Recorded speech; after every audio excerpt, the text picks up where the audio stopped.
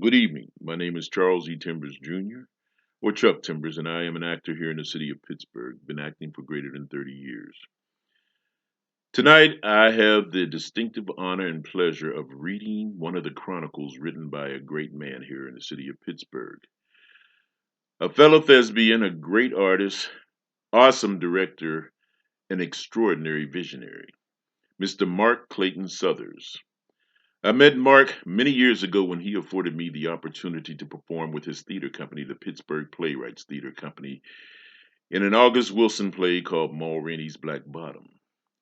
Tonight's chronicle is chronicle number 34. It is entitled Faith. I sat in the bathroom in front of the mirror today. I shaved for the very first time since the accident. They had come in and tilted the mirror down so that I could see myself fully. I brushed my teeth and washed all of my body except for the lower left leg because of the external fixator in my back.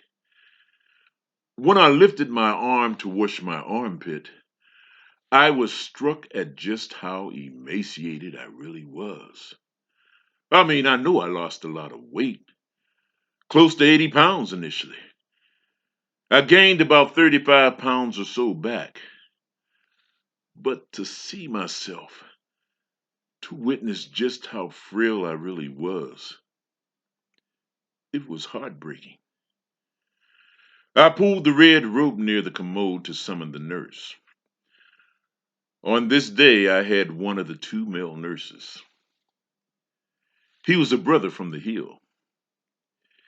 He washed my back and helped me put on my shorts over the fixator. I gathered my things and made my way to the bed. The bed was my comfort zone. It's been my best friend since the accident. It holds me and caresses me. It stays under me and allows me to dream. It's my magic carpet that will whisk me away to places where I can run and jump and climb up to my boy's treehouse and walk my daughter down an aisle. It takes me where I can hold my wife long and tightly in the comfort of my own home. I approach the edge of my bed with the anxiousness of a young boy. But my nurse, who has been monitoring me, tells me to stay in my chair and take it easy. But I'm right here. Why can't I get in?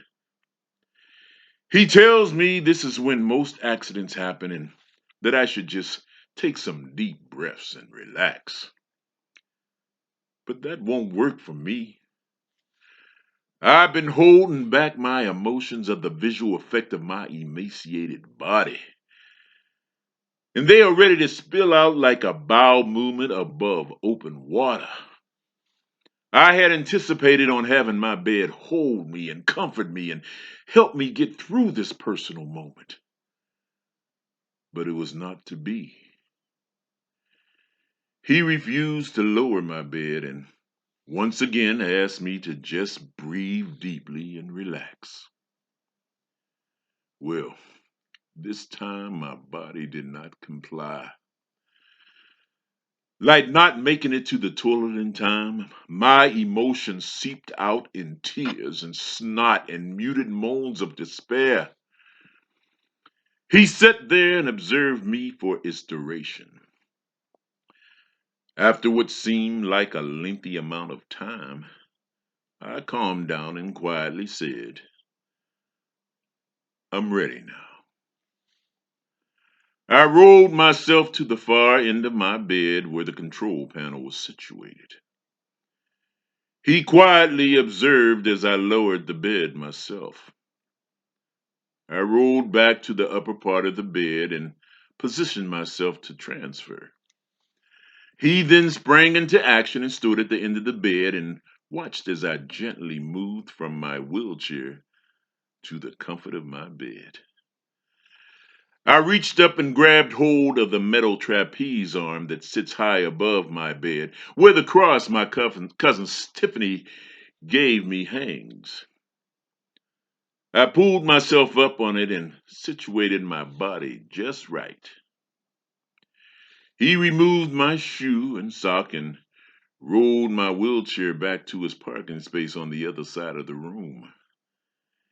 He placed my rolling table near to my bed and asked if there was anything else that I needed. Just my stealer blanket, I replied. He gave it to me and quietly exited the room. I now lay here comfortably, but with the image of my frail body stuck in my thoughts.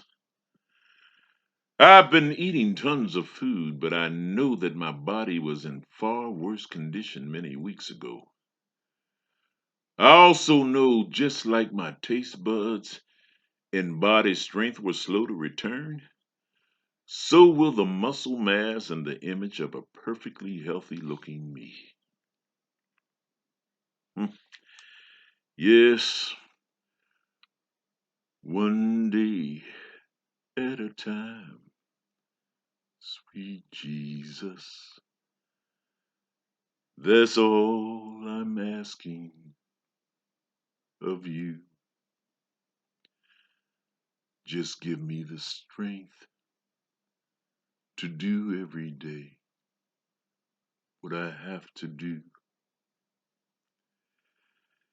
Yesterday's gone, sweet Jesus, and tomorrow may never be mine. Lord, help me today and show me the way. One day at a time.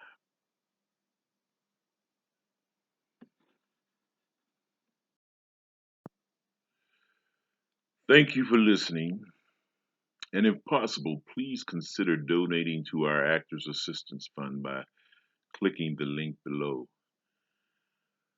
Above all, have fun and be creative in your process. Again, from the bottom of our hearts, we would like to thank you.